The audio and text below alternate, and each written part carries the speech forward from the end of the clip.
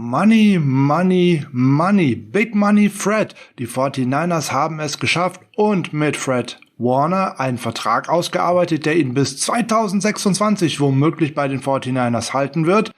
Dies und auch noch weitere Vertragsabschlüsse werden heute unter anderem Kurzthema sein und anschließend gibt es ein paar Premieren, unter anderem das erste Interview bei uns auf Englisch mit dem 49ers Insider Matt Maiocco.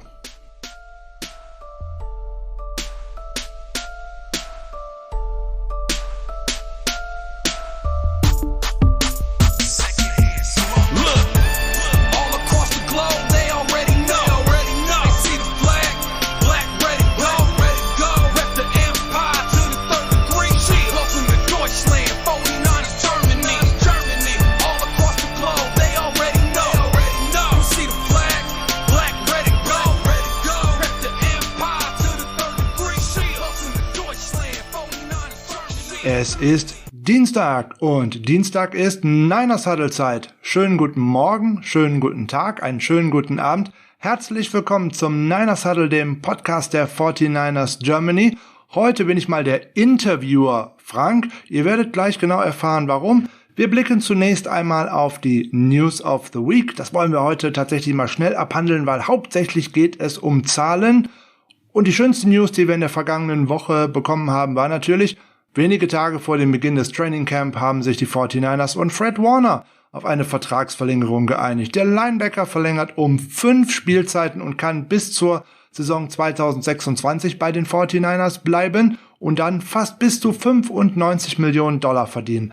Davon bekommt er 40,5 Millionen in Garantien und wird durchschnittlich 19 Millionen Jahressalär bekommen. Und damit haben ihn die 49ers zum bestbezahlten Off-Ball-Linebacker der Liga gemacht. Toll ist, dass die 49ers diese Personalie noch kurz vor dem Camp gelöst haben. Es war ja ähnlich wie mit George Kittle in der letzten Saison und jetzt haben die 49ers ihr Face of the Franchise der Offense mit George Kittle lange unter Vertrag. Dazu das Face of the Franchise der Defense jetzt, den Captain der Defense, Fred Warner. Das ist doch auf jeden Fall zu Optimismus. Der Vertrag ist in erster Linie, vielleicht sieht er teuer aus, ist er aber mal wieder nicht so wirklich. Das ist wieder Parag Marate und seine Magie, die er hierbei zum Tragen bringen kann, weil im Endeffekt sind es 2 Verträge in einem und die letzten beiden Jahre, 2025 und 2026, sind sogenannte Void Years und das dient eigentlich nur dazu zur Steuerung, dass man ein bisschen Cap nach hinten verschieben kann und damit der Vertrag besser unter das Roster passt und der Clou daran ist, die 49ers können die beiden Jahre sozusagen zurückkaufen, dass sie dann auch tatsächlich ausgespielt werden würden. Dafür würde einmal ein Sonderbonus nach der Saison 2024 fällig. Das wären einmal 3,6 Millionen. Und dann stünde Warner tatsächlich bis Ende 2026 oder der Saison 2026 unter Vertrag. Hervorragend für die 49ers. Fred Warner ist der Kopf der Defense. Das wird sich auch nicht ändern, wenn jetzt der gute Nick Bosa zurückkehrt.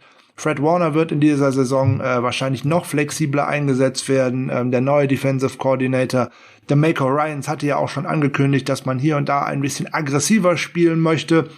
Und dazu sollte Warner eigentlich der Schlüssel sein.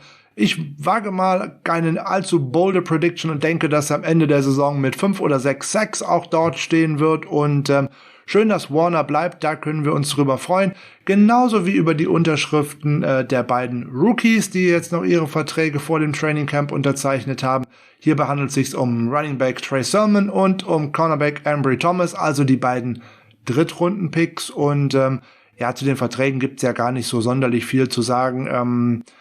Beide bekommen einen 4-Jahres-Vertrag, das ist der Standard-Rookie-Vertrag und Trey Sermon wird dann 4,87 Millionen Dollar verdienen können in den 4 Spielzeiten. Er bekommt einen Signing-Bonus von knapp über 900.000 Dollar und steht damit schon mal fest unter Vertrag. Er ist ja auf jeden Fall schon mal die Nummer 2 in der Depth-Chart nach der Verletzung von Jeff Wilson und da könnten wir viel sehen. Insbesondere könnten wir Thurman tatsächlich auch mal recht früh im Spiel sehen, so womöglich sogar als Starter, um die Defense ein bisschen müde zu laufen. Und dann kann Raheem Mostert mit seinem Speed sicherlich gegen eine schon etwas ermüdete Defense richtig durchstarten. Ein Modell, was ich nicht für unwahrscheinlich erachte.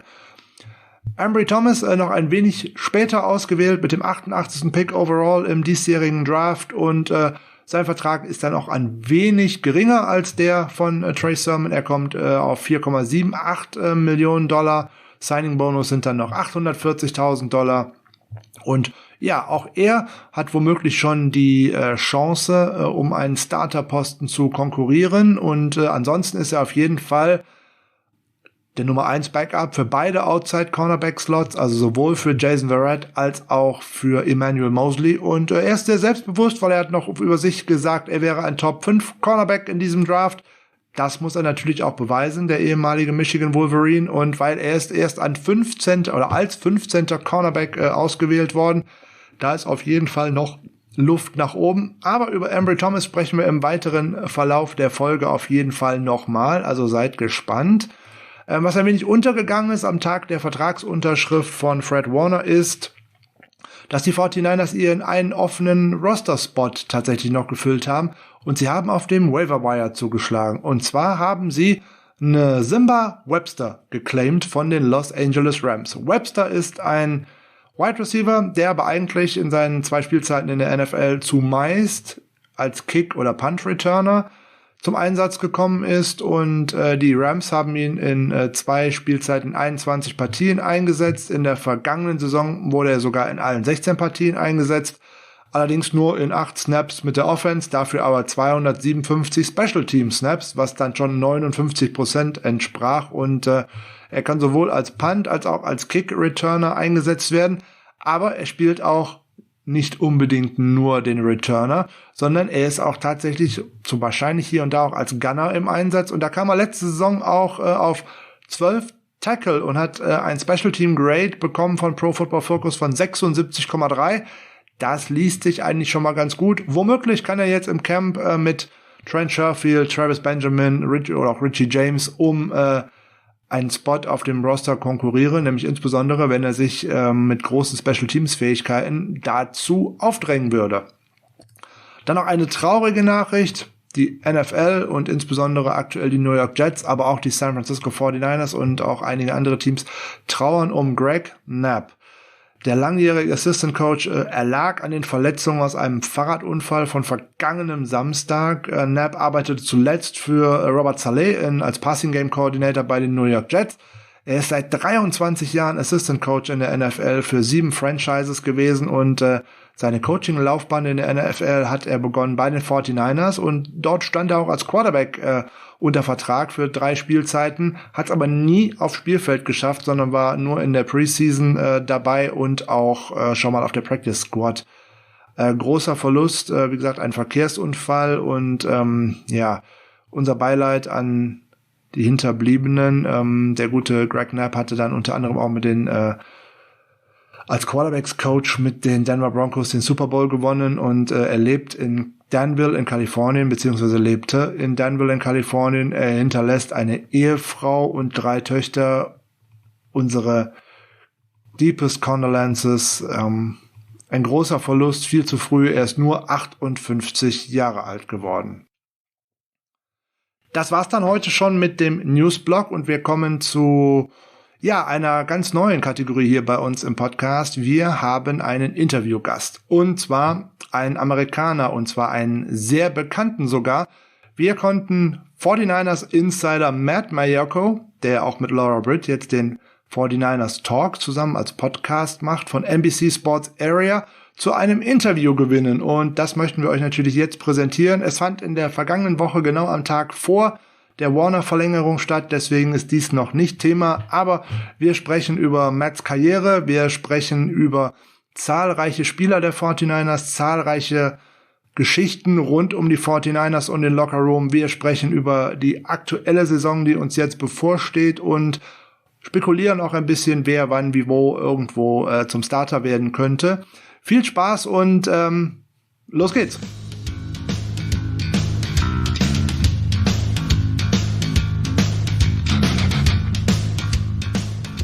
There are several first todays in our episode. For the first time, we have a 49ers insider as a guest, an American, and for the first time, we have an interview in English. So I apologize in advance for my English because reading and listening is something completely different than speaking. But the opportunity is too tempting, so let's go for it. When you think of a 49ers insider, you really only think about one man, one person, and we actually have the great pleasure to have Matt Maiocco from NBC Sports Bay Area and 49ers Talk, which he now co-hosts with Laura Britt, as our guest on the show. Hi Matt, this is a dream come true for me right now because I've been following the 49ers through your work for many, many years, and now I get you to welcome to the Niners Huddle. Awesome, I'm totally excited. Oh, Frank, thank you so much. I appreciate it. I know you and I have communicated for many years. And I tell you what, listening to you speak English, I wouldn't have known that this is your first podcast you've done in English, because it sounds great to me. And I'm really honored to connect with you and your followers and all the fans in Germany. So thanks again for having me on. Great. Matt, you are now entering your 27th season covering the 49ers. That's a quite long time. Can you take us on a journey through your professional life, and can you explain how you got to your job and how it's evolved over the years? Yeah, I mean, I don't look that old, do I? And I've been covering this team for 27 years. I still look like I'm a kid fresh out of college. I'm joking, of course. But it's interesting because I started covering this team in 1995 full time, and about a couple of years prior to that, I was covering like the home games and going out to practices on more of a part-time basis. And I never thought 27 years later I'd be sitting here talking to you, let alone talking to you on Zoom, because I didn't know what Zoom was until last year, basically after the pandemic. But it's been a lot of fun. It's, I've seen a lot of different things. It's been, as far as the 49ers, when I first started, they were one of the best teams in the league. Then they fell on hard times for quite a few years. Ownership change. They became one of the best teams in the league again, but never won that Super Bowl. And then here we are. They went back into the cellar, and now, as of a couple of years ago, back in the Super Bowl. Still haven't won their sixth Super Bowl, but I've just, part of the thing that, whenever my time comes to retire from this job, I think the thing that I'll look back on is, the games and, the excitement of game day and the crowds and all that, and the players I met along the way, and the coaches and staff members and everything else. But for me, it's also the connection with the fans. And, when I go to the stadium to talk to fans, when I'm in on road trips in different cities, seeing 49er fans, and also, being able to speak with you and reach out and have email contact through the years. So that's the thing that I think that really kind of makes this job so much fun, is the personal interaction you have with people. You have worked for several newspapers, including the Oakland Tribune and Santa Rosa Press Democrat, for example. You've been the beat reporter for the San Francisco 49ers on NBC Sports Area since 2010. How your work has changed over the years? Well, a lot of it is technology, and just even, I mentioned Zoom, last year, my work didn't change, but the process that I worked with changed. We didn't have face-to-face interaction.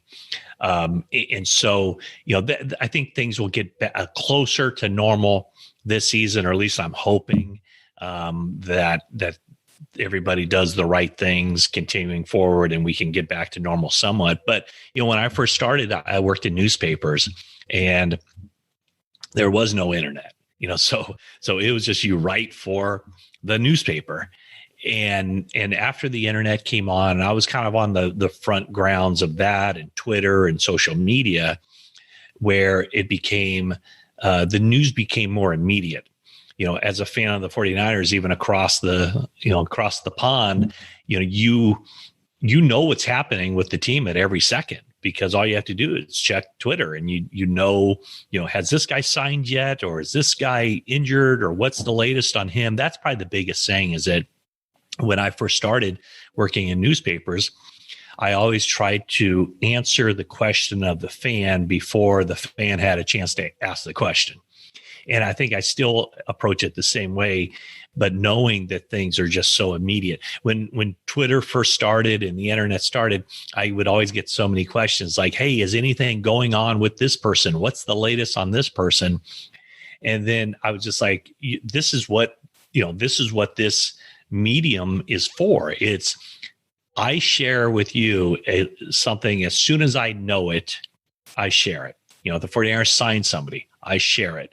If there's an injury update, I put it out there. So that's probably the thing that has changed the most through the years, is just the technology and how great it is to be a fan right now, because there's so much information and the news that you get is so immediate. That's truly right, because I'm a fan of the 49ers early 90s, and it was so hard to get information about the team, about signings, about injuries. Now it's very, very easy from all over the world to get all the information in seconds with Twitter, Instagram, whatever, podcast and. Very, very cool. Can you describe a normal daily routine of yours, maybe during a day in training camp, so our listeners are interested in your work and how it works on a day with players and Levi Stadium and so on? Yeah, I mean, that's, I'll take you through a normal day during normal times. Yes, please. I'll go to Santa Clara, where the 49ers practice, which is about 40 miles or so south of San Francisco. And I'll watch them practice. This is during training camp, and be able to observe, who's playing well, which guys are injured, where guys are playing, or all the kinds of things that you would see by watching a team practice. And then you get an opportunity to talk to the head coach. In this case, Kyle Shanahan, for the past 4 years, going into year 5, ask him any questions about stories I might be working on, and then also talk to players. And so, a lot of it is, just kind of seeing what I see, observing, forming opinions, and then asking questions and creating dialogue with, coaches and players to what I would consider paint a picture of what's going on with the team. So any information I get, talking to front office people or whatever else, sometimes you talk to people and you go, hey, that, maybe they say something that in your mind, hey, that's a good story for me to do, tomorrow or the next day or whatever. So that's what it is. I mean, it's watching the team, and then also talking to, multiple people every day, players, coaches, team executives, to help paint that picture and provide more information for you and other fans, not just here, but, like I said, around the globe. And what does your daily routine look like on game days? Is something different to normal days? Yeah, I mean, it's still pretty much the same thing, is that you're watching, you're observing, and then you're asking questions. For me, now that I'm not just written, I'm not just a writer, I'm also on TV. So I have the pregame show that we have at NBC Sports Bay Area. And then I'm tweeting, injury updates and other things, who's playing what positions, this guy got benched, this guy's seeing more playing time, stuff like that. And you still have that opportunity to ask questions afterward. So I write, I tweet, I take, videos and photos before the game or after the game. I also do a podcast after the game. So it's a little bit of everything. And even, out here in San Francisco, KNBR, the radio station, I appear on their pregame show. So my game days are pretty busy doing a lot of different things. Do you have a direct access to the players, coaches, or executive? How do such interviews work, or do you have also to wait for public press conferences? Yeah, I'd say I do have access to certain players, certain executives, certain coaches. I think a lot, the team will provide coaches, players for the media. And also, there's a lot of information gathering that goes on in speaking with agents. And so there's a lot of different parts to that. That through the years, you build relationships with individuals, and you can, kind of tap into those resources to answer questions, or, hey, what do you think of this guy? How's this guy performing?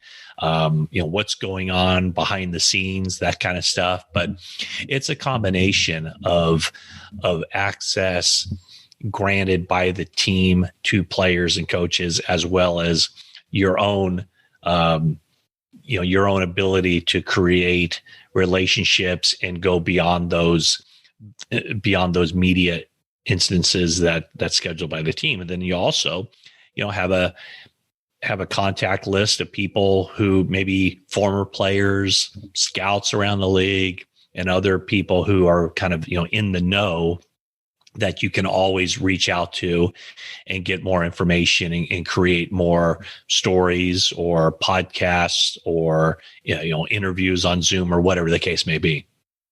You also fly with the team to away games. Do you fly with the same plane, or the media representatives fly away from the team, also separate? Yeah, so you're right. I do go to every road game. At least I did until last year. And this year I'll resume going to road games. But all the travel is booked through, I book my own travel. I don't fly with the team. The team travels typically for an East Coast game or a couple time zones away. They'll fly on Friday for a Sunday game, and then they come right back after the game. So like literally from the locker room, they're showering and they're getting dressed and doing all that stuff. They will go straight to the team bus, and the team bus will take them straight to the airport. So generally, I'm still at the stadium for several hours after the game, writing my stories. And then typically I take a flight back home on Monday morning after a Sunday game. So although I travel with the team, sometimes I stay in the same hotel as the team, but I do travel separately in that I book my own travel. The 49ers played a couple of games at Arizona Cardinals State Farm Stadium at the end of the last season. The team, the coaching staff, executives, and so on were quartered in an Arizona hotel the entire time. Were the media representatives also in this hotel in Glendale? Were you with the team in Arizona last season, Matt? Yeah, so last season I did not travel. I did not step on a plane from the NFL scouting combine, which was only 2 weeks after the Super Bowl, until just recently. I took a trip to North Dakota to meet up with Trey Lance's family and former coaches and saw Trey Lance himself. But for more than a year, I did not get on a plane for any kind of work activity. So last year when the team was in Arizona, me and I think all the other reporters remained in the Bay Area. So at that point, all the access through the team with coaches and with players were all done on Zoom. So I did not go to Arizona with the team. And the only times I saw them play were the home games at Levi Stadium, that there were no fans there, but there was, a handful of media allowed to go to those games. And so those were the only times I saw the team play in person. You have already written 4 books. Did a publisher approach you, or did you to get a publisher with your idea of the book? Both. There were a couple of books that I did where the publisher approached me and said, "Hey, this is our idea. Would you be interested?" And then there was the last book I did was Letters to 87. And that was one where more or less we approached the publisher knowing that this was a book that they would probably like to do. And I had mutual contacts with people who had relationships with the publishing company. And so Cameron and Company is the publishing company out of Petaluma, which is north of San Francisco. And they did that. So it can work a number of different ways. But it's for me, the process has been pretty easy because either publishers reached out to me to do the book, or I kind of had a strong idea that the publisher would be interested in the book, that being the Letters to 87, which was the letters that I compiled, written by fans about Dwight Clarke, one of the all-time most popular 49ers. And I wrote an essay for it, as did Eddie DeBartolo, former owner, Joe Montana, Ronnie Lott, Kelly Clarke, Dwight's wife, and then Brian Murphy from KNBR. So that's how that all worked out. What can you tell us about of the making of the book, Letters to 87, and what does the memory of Dwight Clarke mean to you personally? Yeah, I mean, I owe a lot to Dwight Clarke. I mean, I feel like if Dwight hadn't made the catch on January 10th, 1982, maybe the 49ers, the 49ers certainly wouldn't have 5 Super Bowls. They probably wouldn't have as big a worldwide fan base as they do, even 40 years later. And isn't that amazing? I mean, we're coming up on the 40th anniversary of Dwight Clarke making the catch.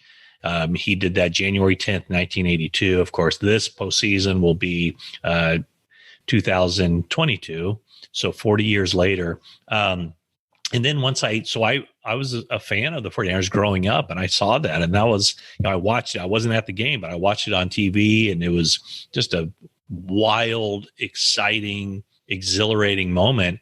And then many years later, when I got into the business, I got to know Dwight Clarke very well. He was the general manager of the 49ers. So we always had a good relationship. And just a couple of weeks before he passed away, actually, there was about a month or so, 2 months before he passed away, he had told me how much he always wanted. He loved hearing stories from the fans. He always wanted to put together a book of what people were doing at the time of the catch. And I told him, hey, I can put the word out there and get fans to write in letters. And we got tons of letters, and they were great. And 2 weeks before he passed, I went up to where he was living at the time, Whitefish, Montana. And myself and Ronnie Lott and Keena Turner and some others sat around his bed and read letters to him from the fans. And one of the last things he said to me was, can we make a book out of this? Could this be a book? And I didn't want to promise him something that I couldn't deliver, but I said, I don't know that it can be a book, but, working at a TV station, NBC Sports Bay Area, I said, I know we can do a great documentary. And so we did that. And I think you can get it worldwide. If you go to YouTube, just search for Letters to 87 documentary, and it's about a 30-minute documentary. And the popularity of that documentary really opened the eyes of the publishing company, and that's how the book came to be. So to me, it was a tremendous passion project. I did not receive a penny for my work, because Dwight's kind of his dying wish was that money, any money raised off this project, would go back to former 49er players in times of need. And so there's an organization set up called the Golden Heart Fund that supports former 49er players, because the NFL does not do a great job of taking care of the older players. And that was a passion of Dwight's. And so we've been able, thankfully, to raise quite a bit of money that goes back to the people that Dwight Clarke called my guys. I want to take care of my guys. That's what he said. And so, thankfully through this project, we've been able to do that. 2 of your books are also in my bookcase, especially Letters to 87 has touched me very much. Can you describe your relationship to Dwight Clarke and bring us closer to this wonderful and much too early deceased person? You have probably one story that tells us something about Dwight that nobody knows? Well, I probably have a lot of stories that I could share with you, but when I came in and I was covering the 49ers, he was the general manager. So he was the person making the decisions on players. And this was in the early 1990s or mid 1990s. And, one of the first times I met him, we were talking, and he was, I was kind of telling him what, about myself, and because I knew everything about him. And, he told me, he goes, "Hey, I'll help you do your job as much as I can." He goes, "I'll make one promise to you," he said, "I will never lie to you." He goes, "I might not always tell you the entire truth, but I'll never lie to you." And so, from that moment forward, I was like, man, this guy, he's a good guy. He's a really good guy. He never lied to me. There was one time, in fact, where he told me something that didn't end up being true. He said, I asked him about a certain player. He said, "I don't think we're going to be interested in him. I don't think we're going to try to sign him." And then probably about a week later, they ended up signing him. And he said, he told me, he goes, "That's my fault. I wasn't interested in him, but people on the coaching staff wanted him.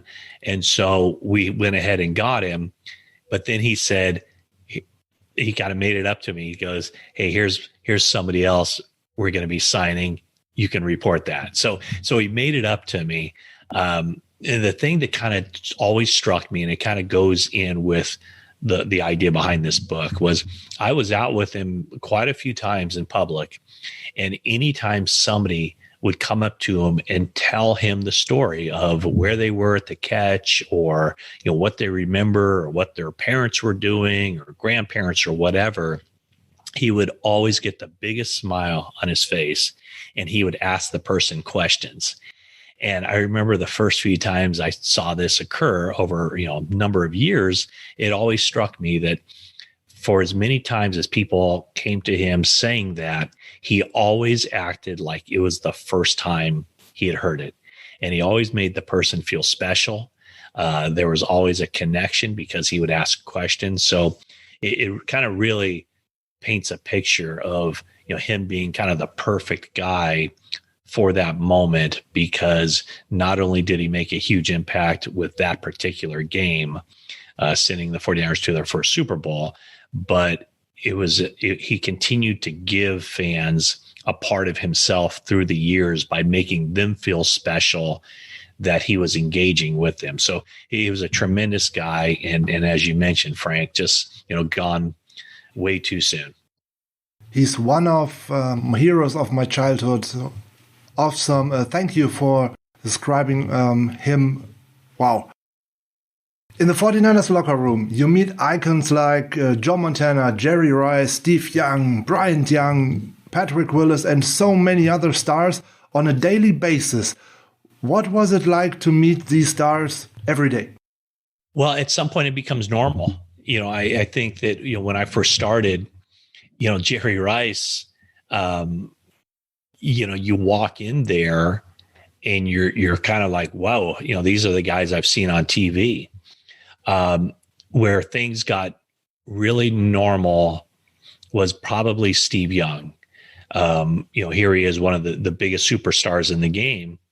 And it did not take him long at all to know my name, ask me questions, and just talk to me like a normal human being. And, it's kind of when you see people like that and you talk to people, you realize that, yes, I mean, these are normal human beings. They're extraordinary in their field, extraordinary athletes. But, they go through the same ups and downs that you and I go through on a daily basis. Our problems might not be, our lives might not be the same, but I think all of our problems are very similar. We all go through stuff. And I think the sooner you kind of recognize that, yes, these guys are tremendous athletes. They have worldwide recognition. In many cases, they make a lot of money, but at the end of the day, they're just people, right? They're people who want to do the same things. They want to succeed in their professional life. They want to live a long and happy life and have good families, and they want to be good people and everything else. So after that, after a couple of years, it really stops becoming like, oh, these guys are heroes or superstars or whatever. And you just deal with them on a person-to-person basis. So from that standpoint, I'll tell you, Frank, that it's no different than me and you talking right now. We're just two people, right?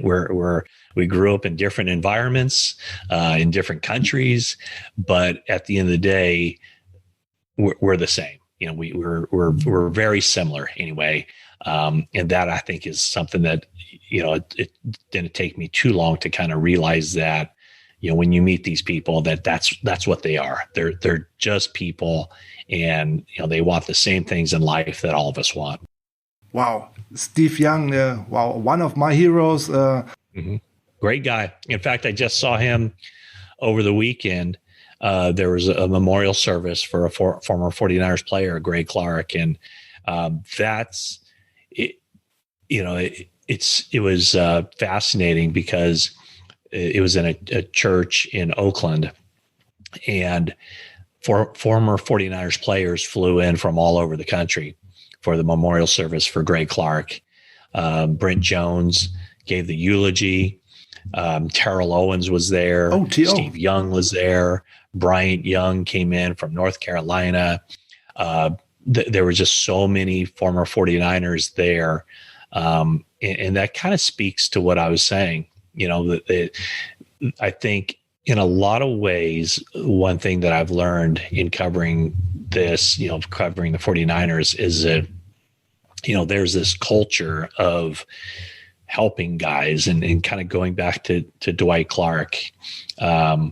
And there's this empathy, and there's this, spirit of family. They're teammates, but they're also family. I mean, for a number of years, all those guys probably spend as much time with their teammates as they did their own family members. And so, when one guy goes through a tough time, or in this case, when one guy passes away, I think that's felt, throughout the organization. And you see stuff like that happen where, people are coming in from all over the country to pay their respects and in essence, kind of be a good teammate or just a good person in showing support for the family members. Niner family, one world. Do you have one or more special stories from the locker room that are particularly close to your heart and you can tell us? There are a lot. I'll just kind of say that, those interactions that aren't necessarily stories, but, for the longest time, Frank Gore, when Frank came into the league, he was, just this young guy, and he loved football and he loved following football.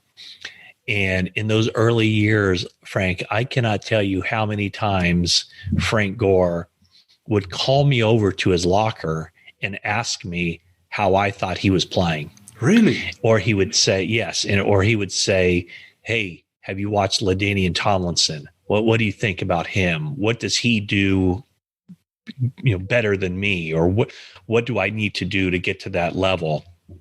And so Frank, I mean, it's a lot of fun. And there's a picture on my Instagram account, and this is a true story, when it was the last game of a preseason, and I forget what year it was. It might have been, I'd have to look at it, maybe like 2013, 2014. And I was on the sideline. It was at Candlestick Park. And this was during a preseason game. Frank says, hey, do you think if I get to 10,000 yards and we win a Super Bowl, I can make it into the Hall of Fame? No. And he kind of, this is during a game. And I thought, well, that's kind of funny that he would say that. But that was kind of the interaction he and I had, how we talked to each other. And I told him, Frank, I think you'll be okay. You just keep doing what you're doing. I think you'll be okay. And now, many years later, he's still playing, which is just crazy to me. He will be in the Hall of Fame at some point. He's still trying to play this season. I don't know that he will, but he just loves the sport. He loves to talk about the sport. He'd love to hear feedback on his own play. And so that's probably one of the neater stories, is that, kind of the context of it, that, here he was during a game and he was like, "Hey, what do you think? What do you think about, what do I need to do to get to the Hall of Fame?" So that's one of my favorite stories. Truly, yes. Frank Gore, wonderful player. Every Niners fan, especially in Germany, loved Frank Gore. And I think he will play until his son is in the NFL. I hope so. Wouldn't that be something? Wouldn't that be something if he did? Over the years, who is your 49ers player in terms of your work? Who is your favorite 49ers player in terms of your work as a beat reporter? Well, it probably would be Steve Young, because he was so accessible. If I had a question for him on a Monday, he was there to answer it. On a Wednesday, on a Thursday, on a Friday, like, he was just so good and was patient. And I mean, to this day, anytime I see him, he's just so, for as big a superstar as he was just so humble and so down to earth and so accommodating and genuine and gracious and every other word I can throw in there. So he would definitely be, if not the top of the list, near the top. There are other guys, Dennis Brown, who was a defensive lineman. I'll give you two defensive linemen, Dennis Brown and John Engelberger. And completely different personalities in a way. They're both defensive linemen. They both did not like to be interviewed by the media, but they love to talk. So I would go over to their lockers, and they were talking two different eras. Dennis Brown was before John Engelberger, but I would go over there and we would have some of the craziest conversations that you could never even imagine. And I'm not going to tell you what they're about, but those two guys, I developed kind of friendships with, but I never quoted them because we never talked about football. We talked about other things and kind of offbeat stuff. But they were always at their locker. Nobody ever went to talk to them because they didn't want to be interviewed.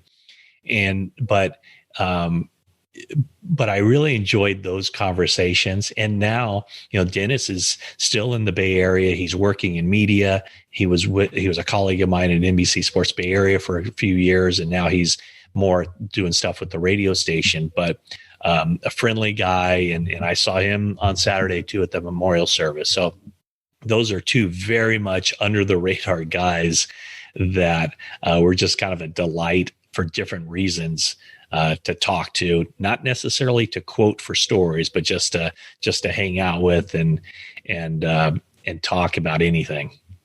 Do you have still contact to former players apart from game days, interviews, or like friendship? Yeah, I do. I mean, I don't know if, I'd say friendships. It's interesting. After you get done covering a person, I've never really what I would consider have a friendship with a player, but your relationship changes after they move on or after they retire or whatever the case may be. So, there are certain guys that I would say, I am friends with.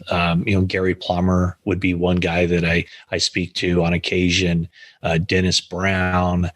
There are guys, through the years. Heck, I would even say Steve Young. Steve Young occasionally will, shoot me a text or, talk to him on occasion. Keena Turner is somebody like that. Roger Craig, somebody like that. And I never covered Keena or Roger as players, but I've developed, friendships with them, relationships with them. So there are a number of guys. I would say there's probably, 15 or 20 former players that I do remain in contact with. But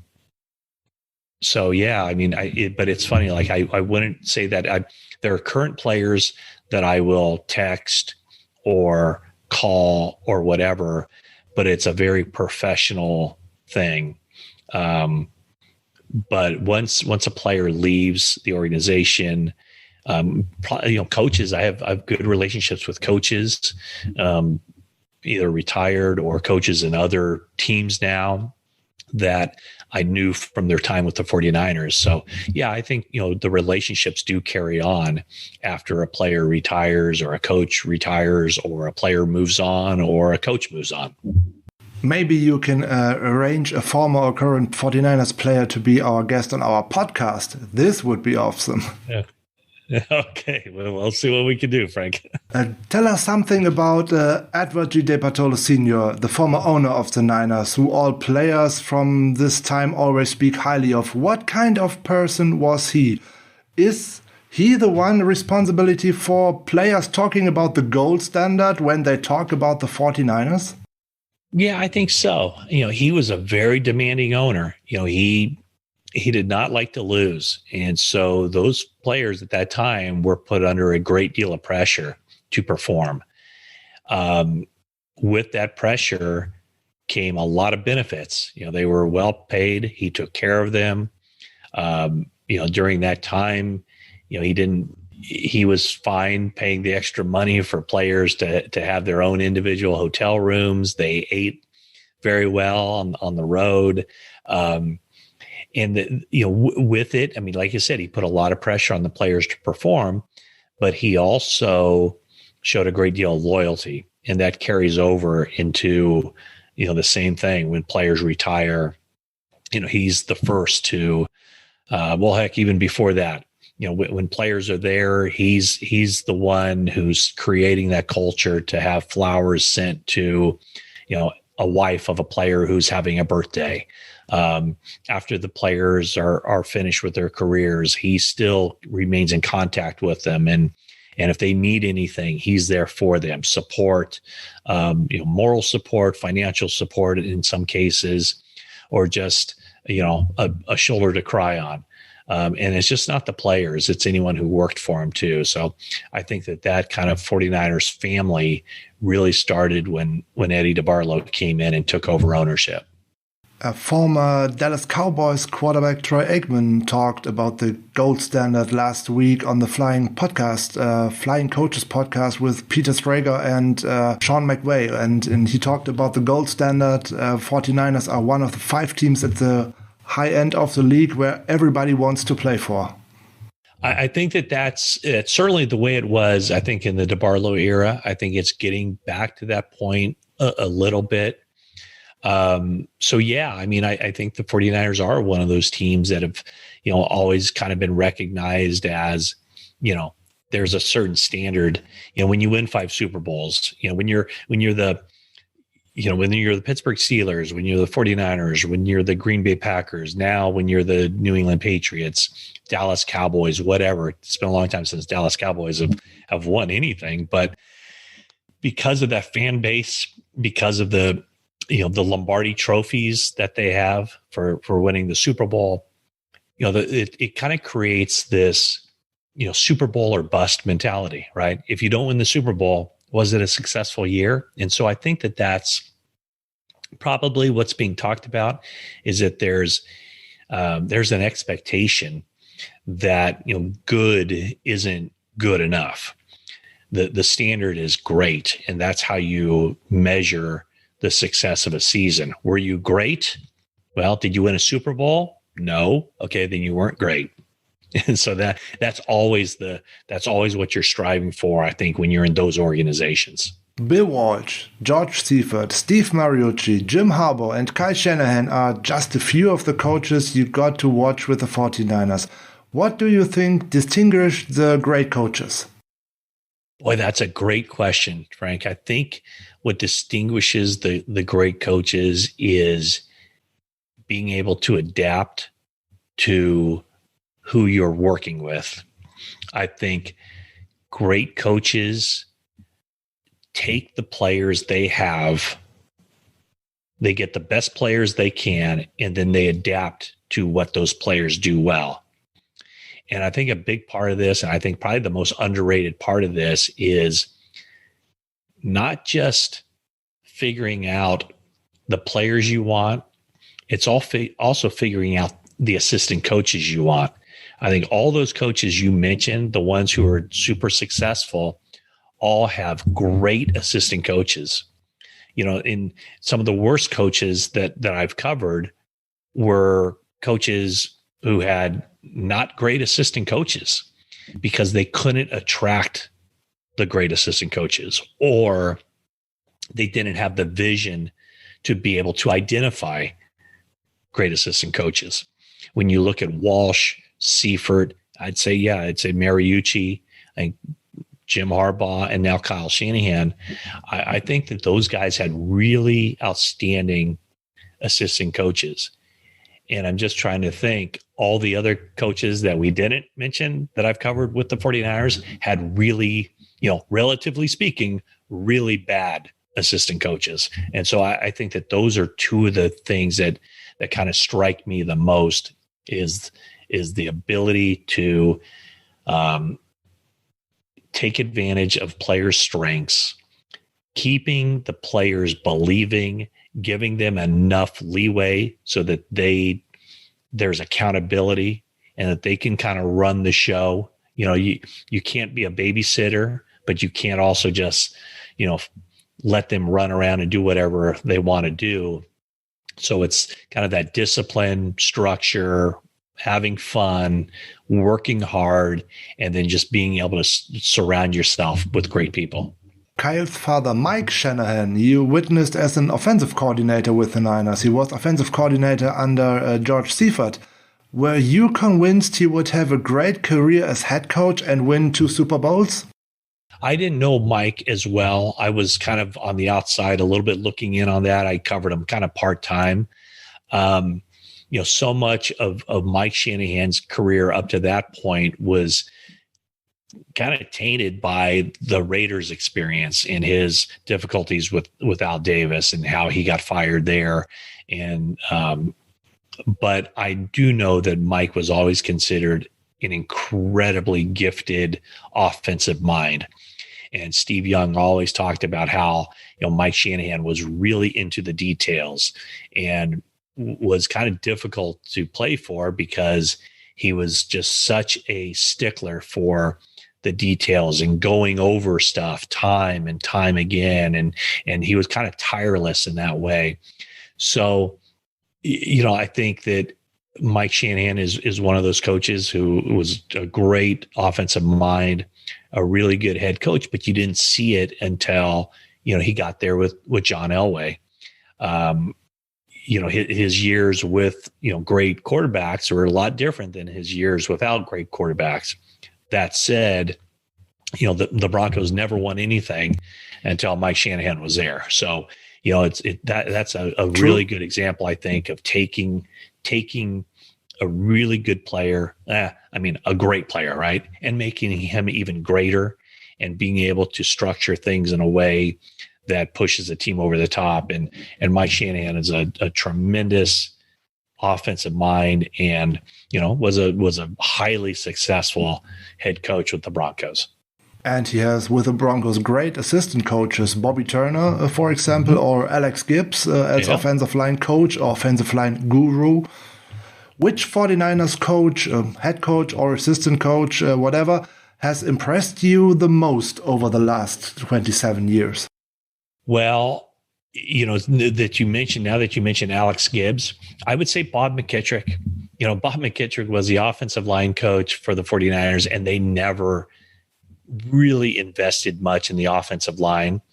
They left it up to Bob McKittrick to kind of, pick people and turn them into players. And yes, he was all about the smaller offensive linemen who were athletic, who were agile, who could make, certain blocks. And the offensive line was something that, Bill Walsh never really touched. The offensive line was something that, George Seifert never really touched. That was Bob McKittrick's thing. And so, there have been a lot of great coaches, who've come through the 49ers that I've seen. Most of the outstanding ones, would move on to other jobs or get head coaching jobs. But what separated Bob McKittrick was that he was in one role. He did it well. He did it for a number of different coaches. He was as brutally honest as you could imagine. Like whatever Bob McKittrick was thinking, he would say it.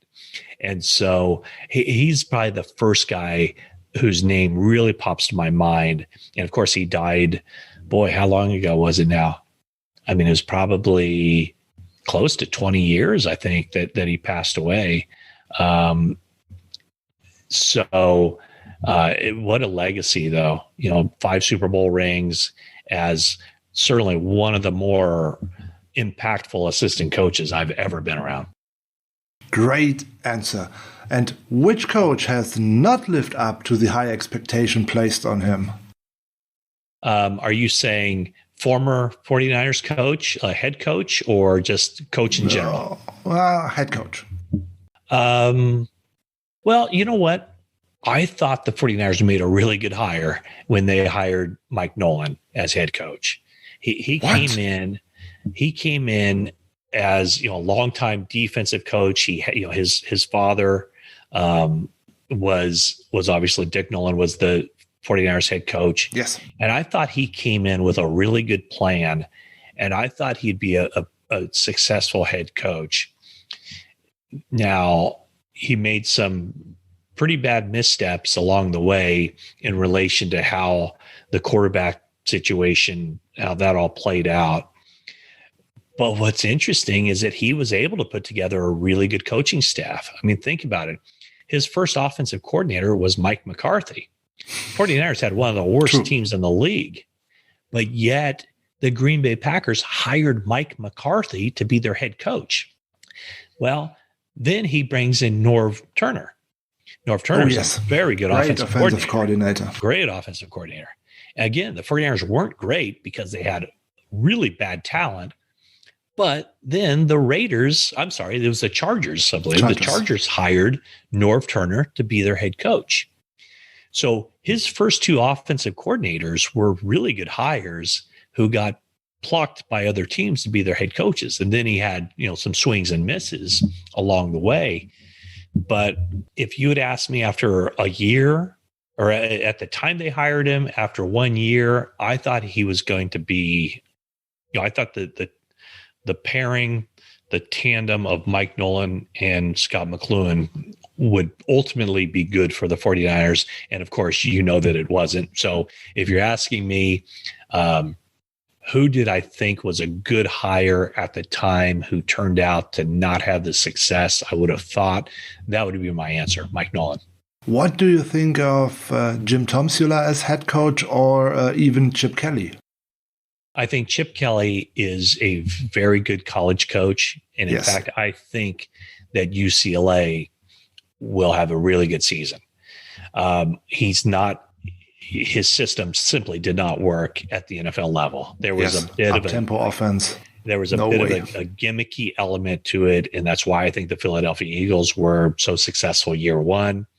But ultimately, it wasn't a complex system. And it didn't work. And it was difficult for him to hire defensive coaches because of the stress that his system puts on defensive coaches. So he wasn't going to get a great defensive coordinator.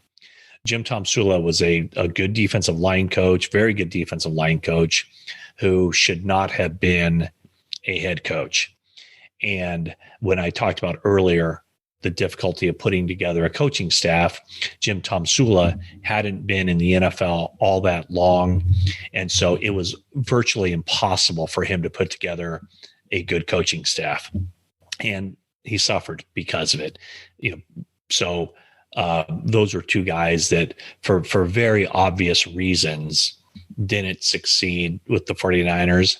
And I do think that, Jed York made the right call in getting rid of both of those individuals after 1 season. And the other part, the first year of Kyle Shanahan, people were saying, well, are they going to fire him too? Because his record is no better than Jim Tomsula's or Chip Kelly's. And what I said at that point is like, well, you can see where this is going. You can see that there's a system in place on offense and there's a system in place on defense that can sustain success in the NFL. And you did not see that with Tomsula and Chip Kelly and their coaching staff. So that's why I think you look beyond the record a lot of times when you're talking about a coach and a coaching staff, because you can't tell me that Kyle Shanahan was a worse coach in 2020 than he was in 2019. The difference is his team, the players available, they were a lot better in 2019 than they were in 2020. So you have to look beyond the record when assessing if a head coach and his staff are the right people to go forward with. What do you think are the biggest changes in the National Football League over the last 20 years? Well, I think the biggest changes is legislating more safety into the game. And, you hear the old timers talk about, I never could have played in this game, or they're taking the hitting out of football. And, I definitely have a different approach to this. I just think that, the NFL is an extremely difficult sport, and a lot of these players pay the price with their physical health and mental health after their careers are over. So I just think the more safe you can make the sport, to remove the head from hitting or, targeting the head, it's going to create more popularity in the sport. Because right now, I think, youth aren't playing as much, or not as many youth are playing the sport. So they got to kind of think of the long-term effect that the sport has. And I think it's a good thing. A defensive back who makes a great hit now, that would have been a good hit, a legal hit 20 years ago. Now, they might be kicked out of the game or fined, a huge amount of money. I don't like that players are fined, but I do appreciate that what they're trying to do. It's probably coming too late for a lot of people, but I do appreciate that they're trying to make it, make the game safer, so that these players, after their careers are over, can go on and live normal lives. You have already received several awards from the Pro Football Writers of America for your work. And when it comes to selecting players to be inducted into the Pro Football Hall of Fame, you are one of the voting journalists. Can you please tell us about the process behind the selection? Yeah, so, that's one of the, there's only 48 voters, and I'm one of them. And for every year, only 5 modern era players can make it into the Pro Football Hall of Fame. So, there's a rule that only 5 can make it, no more than 5. And that just makes it really difficult, because there are so many individuals who are so deserving. But basically what we do, coming up pretty shortly, we will get a ballot of, there might be 200 names on the ballot, and you vote for 25. And so all 48 of us vote for 25 former players. Then we get another ballot in, say, November, where you have the semifinalists, the 25 remaining people, and now you vote for 15. And then it's typically the day before the Super Bowl when we find out, we find out in January who the 15 finalists are. And then we meet in a room. This year's done over Zoom, but we meet, we talk it through, we go through every player of the 15, and then we ultimately vote for 10 of the 15. And then the ballot comes back. Here are the 10 finalists, or the 10 final people. Now you vote for 5. And then then the 5 final come back, and then you vote yes or no on each of those 5, and you need to get 80% of the vote. And I don't think I've been around where not all the 5 got in. So that's the process. And it's, it's difficult because there are so many worthy players, and a lot of them, a guy like Roger Craig is no longer a modern era finalist. So he goes to the senior pool, and every year one senior member gets in. And once you get there, there's just what people always say is there's a backlog of senior finalists or senior nominees, and only one can get in per year. So that's the process. It's probably the most difficult Hall of Fame to get into. which I guess is good and bad because you realize just how difficult it is and what a great accomplishment it is to get into the Pro Football Hall of Fame. And this year, as part of the class of 2021, there will be some, a 49er flavor to it because John Lynch, the general manager, never played for the 49ers, but he's the 49ers general manager. He'll be going in as a Hall of Famer for his time as a hard-hitting safety with the Tampa Bay Buccaneers and Denver Broncos. Two provocative questions. You still have mentioned Roger Craig. Why is he not in the Hall of Fame? He changed the game and is actually the precursor to modern running backs. Why is he not in the Hall of Fame? Yeah, I don't know the answer to that. I think if I were to guess, it would be because his rushing numbers weren't very high. I think he's only, they're not top 20, in pro football history.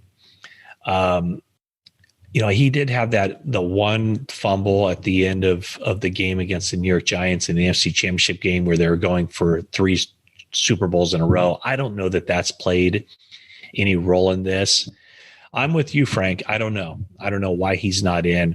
I am confident he will get in because he was a dominant player and he was kind of the prototype, right? I mean, he was a great player as a fullback, great player as a halfback, and he also caught the ball unlike any other running back of his generation and kind of set the tone for how backs are used, or how backs have been used over the past 30 years. So I do think he will get in. He's, he I think is frustrated by that. He's had to show a lot of patience. So hopefully he'll get in sooner than later. Will Patrick Willis make it this year? Have you a chance to induct it? Yeah, I don't know because he's been eligible 2 times now and he hasn't even made the top 15. So he's another one. Patrick Willis, Bryant Young, those are 2 guys that I think deserve to be in. Bryant Young's time is starting to run out here as far as being on the modern era ballot. So we shall see. I do think that, for your listeners who, I don't know if everybody follows the 49ers or not, but, last year we talked about the final 10. Well, part of the final 10 last year was, and he didn't make it in, was Clay Matthews, who now goes to the senior pool. So he's not in that modern era finalist. So there are 4 guys who made the final 10 last year. And so you would think that the odds are that those 4 guys will make the Hall of Fame this year, or it'd be the class of 2022. And that's Tony Boselli, Richard Seymour, Leroy Butler, and Zach Thomas. So, there's going to be someone else who steps in and is makes it into the Hall of Fame, assuming those 4 guys move on. And so I would love for it to be Patrick Willis or Bryant Young, but we shall see. I only have 1 vote in the matter. The 49ers are coming off a 2020 season in which there were a lot of serious injuries, and the season was actually over after week 2 at the Jets game with the departures of Bosa, Thomas, Garoppolo, Mostert, Coleman, Kittle. Now the Niners have to deal with 3 more serious injuries in just few practices with Wilson, Moore, and School. What's the blame? The players? Is the training wrong? The practice field? I just don't think there's anything that you can put your finger on. When you talk of all the injuries last year, they happened. There were, all kinds of different injuries, and there was not a, one thing that was like in common with all those injuries. Some of them were bones, ligaments, tendons, you name it. And it happened, on this field or that field, or, there's no common denominator there. So I just think it's bad luck. I know people don't want to hear that, but there's just, in my mind, there's just no other explanation. It's not how they're practicing. They're not practicing harder. And a lot of those injuries last year, all those injuries happened in games. So it's not like they were practice injuries. The ones you talked about this year, there was one injury where a guy was just backpedaling and his Achilles blew out. That was Tarvarius Moore. There was another one where Jeff Wilson Jr. was lifting weights in the weight room. He went into the locker room. He stood up and kind of turned awkwardly, and his knee blew out, the meniscus injury. And then there was one where it's a non-padded practice, and it was a kind of play that happens, 30 times a game and probably 30 times every practice. And this time, Justin School tore his ACL. So I really don't think that there's anything strange going on other than just bad luck. Cam Akers today tore his Achilles from the Rams and is out for season. Other teams have injuries too. It's not only the 49ers. Yeah, and I think the Cam Akers injury, was just him working out on his own. Yes. It wasn't a team practice or anything like that. So yeah, you just never know, what's going to happen, and injuries are difficult to forecast. People will always say, well, if you're getting players who have a history of injuries, they're more predisposed to injuries. But look at two of the guys who stayed healthy last year were Jason Verrett and Jerick McKinnon. Now, those are guys who've had injuries throughout their careers, and those are two of the guys who stayed healthy last year. So I just don't think there's, any reason other than, like I said, just bad luck. You mentioned Jerick McKinnon. That was interesting. He had a good start into the season last year, a lot of carries, and then nothing. What happened? I just think the injuries that he had, the knee injury of 2018, and then it didn't heal properly in 2019. And so he missed 2 full seasons. I just think that, physically he wasn't the same guy. I don't think his explosiveness, his change of direction. I just don't think physically he was at a top level. And I don't know that he will ever regain that level. I kind of doubt it, but I think that's what that comes down to, is that, the injuries, the inactivity, everything else kind of, a lot of bad luck there. He was a guy that Kyle Shanahan really liked, and Kyle Shanahan thought that he'd fit in perfectly with the 49ers offense. But yeah, just bad luck. And then, the injuries took its toll on him. With the monster trade with the Miami Dolphins, the 49ers have been very surprising, and for weeks there has been speculations at which player that Shanahan and Lynch would select. What do you expect before the draft? Fields, Lance, or you believed in Mac Jones? Yeah, I actually thought that, kind of reading the tea leaves, I thought it was going to be Mac Jones. Really? I thought that he would be the guy that they would pick. I wasn't alone. A lot of people who know people thought the same thing. And Chris Sims too. Well, Chris Sims, who's Kyle Shanahan's best friend, and they talk about quarterbacks all the time. So that was pretty interesting. I don't know exactly what happened there. I do think that it was between Mac Jones and Trey Lance. I remember tweeting out that I didn't care who they picked. But man, there was such negativity from the 49ers fan base about Mac Jones. But even before that, I kind of felt like, just knowing, watching Trey Lance a little bit, I thought that he would be the best pick. But, you don't know everything.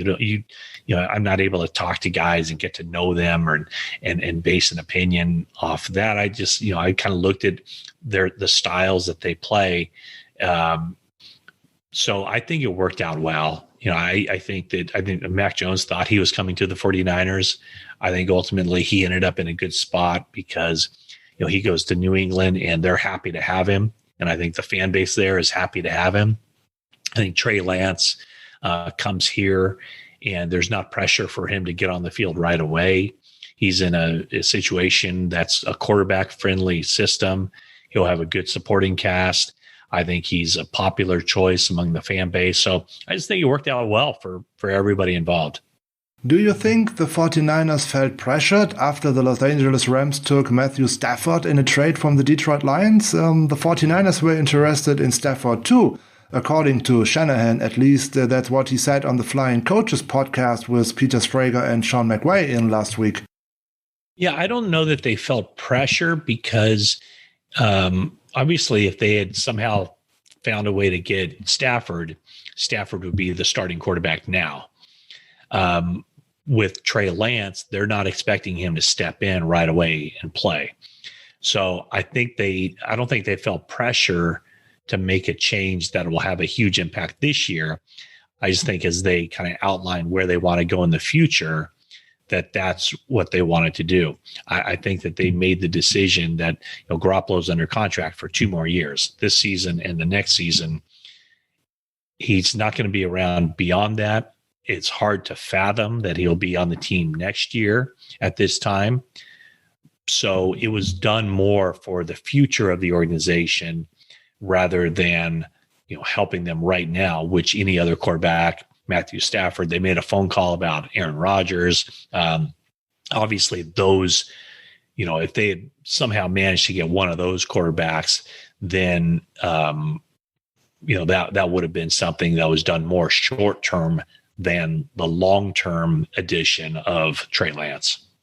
Will Garoppolo stay with the 49ers for the full season, or will something happen between now and the trade deadline?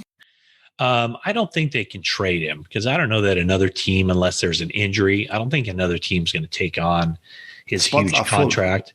Yeah, $25 million. That's a lot of money. If Trey Lance takes over as the starter at any point, then they can't pay Garoppolo $25 million, or basically it comes out to like $1.5 million every game to be a backup. So they would have to ask him to take a pay cut. And I think if he doesn't, they would cut him. So we'll see. We'll see where it goes. And I mean, it's going to be one of the fascinating storylines of this season, is just to see what happens at that quarterback position. If you had to decide, in which week does Trey Lance start? Well, I mean, it's a tough one to answer. I'd just be guessing. I mean, there's a couple ways this could happen. I mean, if they're going to make a change, it would probably happen after the bye week. So it'd be that week. I think it's week 7, maybe against Indianapolis. But hey, if Jimmy Garoppolo is playing well and he's healthy, he'll be the starter all season. If there's no reason to take him out, then they're not going to take him out if they're winning games. Like the season 2019, where Jimmy Garoppolo was a very good quarterback and game manager. He led the team to the Super Bowl. What do you expect from the Niners offense in general? Will Jimmy Garoppolo be the starter for the full year? Can the Niners run a spectacular offense with Kittle, Samuel, Ayuk, Mostert, Trey Sermon, and can be successful and can win a lot of games? Absolutely. Yeah. I mean, the key is staying healthy. George Kittle is still, one of the best tight ends in the league. Garoppolo has shown that if he can stay healthy, he can get that offense going. Their running game is going to be good regardless of which running back is back there. I think their offensive line is going to be better this season. So yeah, there's no reason why that offense can't be one of the better offenses in the league. On offense, the wide receiver group seems to be the weak link. Brandon Ayuk may be in a 4-4 breakout season, and Deebo Samuel just needs to stay healthy for a season. But behind these two, it does look pretty thin. The 49ers will certainly enter the season with 6 receivers on the 53-man roster. Who do you think will be the number 3 and through number 6 after these both? Yeah, I think that, obviously they don't have to worry about Samuel and Ayuk. They have to worry about them staying healthy. But I still like Richie James. I think Richie James can be a number 3 receiver. I think that if Jalen Hurd is healthy, there will be a role for him as well. I think that, I'm not sold on Mohamed Sanu. I know he works hard, but he's getting up there in age and he hasn't been real productive in the past several years. So we'll see what he can do. Travis Benjamin has speed. Travis Sherfield is going to be on the roster because of the special teams play. So I think they feel like they have enough guys there, and it's just a matter of which guy shows up and kind of, who's hot and kind of riding that hot hand. What do you think of Jawan Jennings? He didn't play in his rookie season. What do you think? Can he make the 53-man roster? I think it'll be difficult. He has a tough mindset. I think he can help out on special teams, which is important. But like you said, I mean, all those guys, pretty much everyone on the roster is capable of making the team. It's a lot. After you get past Samuel and Ayuk, I think they're all about the same level. They're all different styles, but they're all similar in that there are a lot of question marks. There's positives and there's negatives with each one of those guys. Robert Saleh has left the 49ers and is now head coach of the New York Jets. His successor as defensive coordinator is DeMeco Ryans, who previously coached the linebackers. Will this personal change have an impact on the team's defense? And what can you tell us about DeMeco Ryans as person? Oh, he's a solid guy. He played in the league, a lot of respect. Hard linebacker on the team. Eagles. Linebacker, a lot of respect because the players know that he's done it. I think they'll be more aggressive. I think there'll be more blitzing, more different coverages on the back end. So I think everybody's pretty excited about what he's going to bring to the table. Will it all come down to Nick Bosa's form on defense, or will we see Dee Ford on the field? What do you think? Yeah, I think it'll be, Bosa's coming back off the ACL. We'll see if he can regain the form that he showed in 2019. With Dee Ford, it's a tough one because he missed the final 15 games last year with a back injury. You don't know if he's going to be healthy enough to play. If he is healthy enough to play, how effective is he going to be, and how long can he stay out there? So I think they have to develop other players to show up in case Dee Ford isn't available. Samson Ebukam were one of these players. What do you think of the two Raiders additions? Maurice Hurst, a standout player from Michigan and college, and Arden Key from LSU, now on the roster. Have they the chance to have a great role? Yeah, I mean, think about it. I mean, the Raiders did cut both of those players. So, the Raiders felt like they were better without those players. Both of them will have opportunities to create roles as rotational players. They won't be starters, but on the defensive line, you need 6, 7, 8 guys who can rotate in, and those guys will have their opportunities. The secondary is a lot of question marks in the latest years. The Niners brought back Jason Verrett, Emmanuel Mosley, and K'Wan Williams too. All of them have some injury history. Behind them, it's going to be thin. For example, do you think Ambry Thomas of Michigan can compete for a starter role? Yeah, I think so. I mean, he's somebody they liked. He opted out last year, so he hasn't played in a while. But I think the starters are going to be Verrett and Mosley, and then Ambry Thomas will be there, and he'll compete with, say, Dante Johnson and some other guys to be that next cornerback in. But certainly Thomas has an opportunity. He's a talented guy, and he will be a starter at some point for the 49ers. Probably, maybe some point this season if he develops the way they want him to. The Niners start the season at the Detroit Lions. So far, the team has started twice in history in Detroit, and they ended up holding a Lombardi Trophy each time. Is a super run possible for the 49ers in this upcoming season? Yeah, absolutely. I mean, they have a talented team. They have as good a chance, I think, as any team in the NFC of going to the Super Bowl. And it's just a matter of all the things we've talked about, Frank. It's, the avoiding injuries. It's players kind of living up to their potential. So, yeah, I mean, I think they enter this season with high hopes. And, before we start looking at how teams develop and what injuries impact teams, I think the 49ers have to head into this season feeling just as good as any team in the league about their ability to make it all the way to the Super Bowl. A little outlook behind 2021. The 49ers have brought back numerous players on one-year contracts, especially on defense. Will there be a shakeup in 2022? The Niners will have a lot of free agents, plus no first-round pick, and the salary cap is going up again, but they don't have a lot of room to maneuver because of the contracts already are in place. Well, I think they could have a lot of room to maneuver if Jimmy Garoppolo is back. 27 million. And they have, because the salary cap will be rising. Garoppolo would be on the books for 25 million next year. And so, yeah, I think they do have some room to maneuver. They want to get Fred Warner signed up, for a long-term contract this year. So yeah, I mean, yes, they do have some guys on 1-year contracts. Some of those guys are older, but, I think it's one of those things where they'll see how this year plays out and determine where they want to go for the future after they see how some of those guys performed this year. Actually, we were supposed to meet for the interview last week, but the situation around Richard Sherman got in the way. He was arrested after trying to break into the house of his parents-in-law. Before that, there was a drunk driving and a traffic hazard. He now faces 5 charges. What can you tell us about the situation around Richard Sherman? Yeah, I mean, they're non-felony, misdemeanor, 5 charges. He came out with a statement that he's remorseful. He alluded to some mental health issues that he's working through. He vowed to get help. The 49er, he's a free agent, so he doesn't belong on any team right now. I don't think the 49ers were all that interested in bringing him back to the team because of some of those younger guys that we talked about.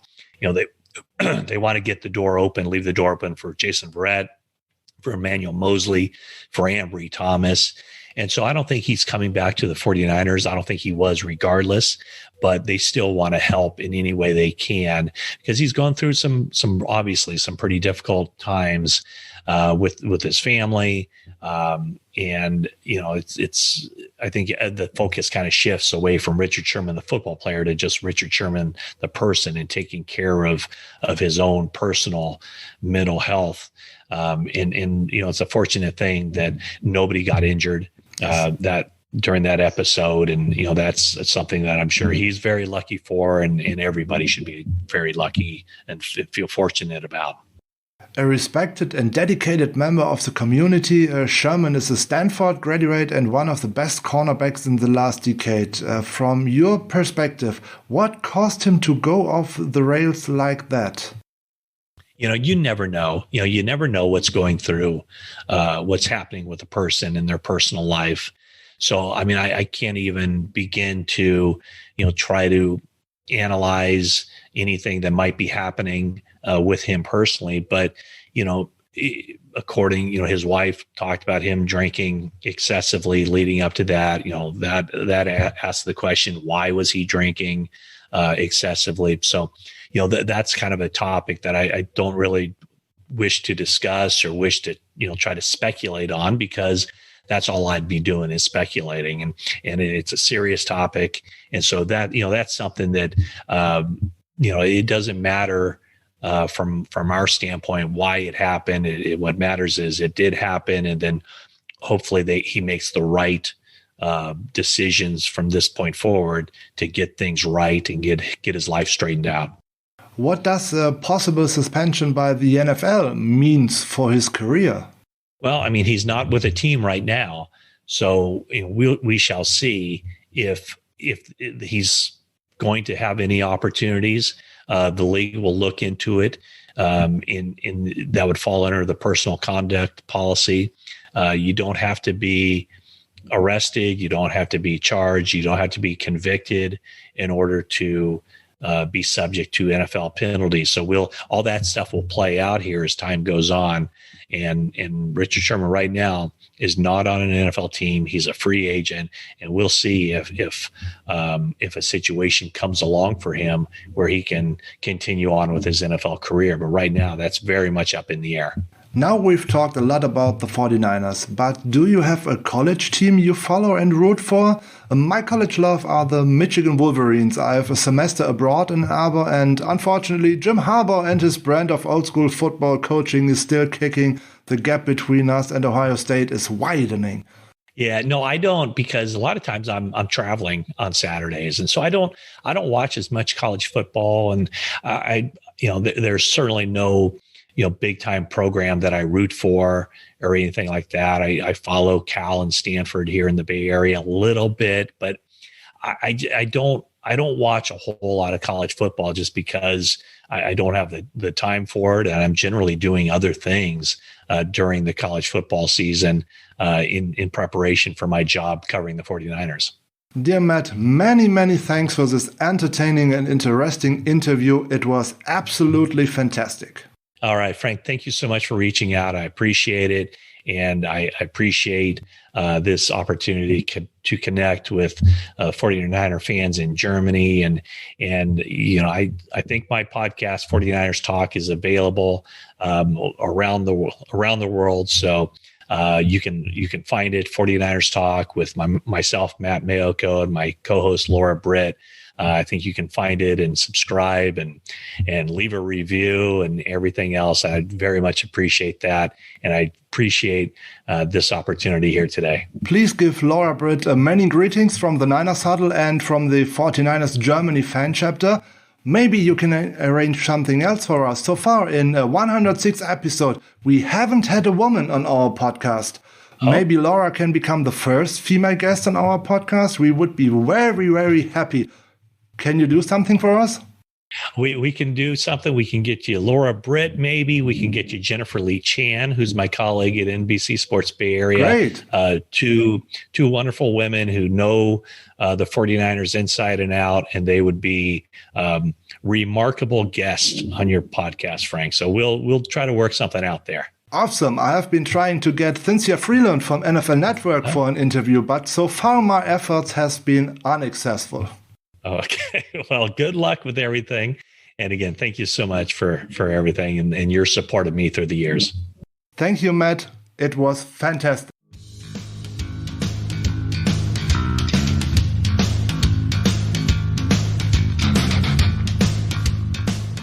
So, das war das Interview mit Matt Maiocco, dem 49ers Insider von NBC Sports Area. Ich hoffe, ihr hattet eine Menge Spaß, viele tolle Einsichten mit Matt Maiocco in seine Arbeit und gerade was er über Dwight Clarke oder auch Steve Young und natürlich Frank Gore gesagt hat, phänomenal, macht unheimlich Spaß und mit viel, viel Glück bekommen wir über ihn noch den ein oder anderen Stargast aus den USA in unsere Show, da würden wir uns sicher drüber freuen. Am Freitag geht es nochmal weiter mit einem weiteren Spotlight, bevor wir in der kommenden Woche dann mit den Position Previews einsteigen. Und dann ist Sascha auch wieder mit am Start. Und jetzt geht's hier raus aus der Folge natürlich wie immer mit Heart of Chrome, California. Eine schöne Woche wünschen wir euch. Bis dann!